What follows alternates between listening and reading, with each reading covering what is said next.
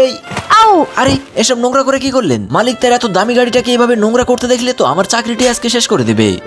Sorry ভাইয়া, আমি পরিষ্কার করে দিই। আরে সরুন, আপনি এগুলো পরিষ্কার করে হবে নাকি? আর আমার চাকরি তো আজকে শেষ। আরে ছোট ভাই, চাপ নিও না, 1 মিনিটের মধ্যে দেখো আমি তোমার গাড়িতে কি করছি। তাড়াতাড়ি করে এই ব্লু রঙের পাথরের টুকরোগুলো সংগ্রহ করে এগুলো ভেঙে টুকরো টুকরো করে গরম পানি দিয়ে আমাকে রং তৈরি করতে হবে। এই তো হয়ে গিয়েছে।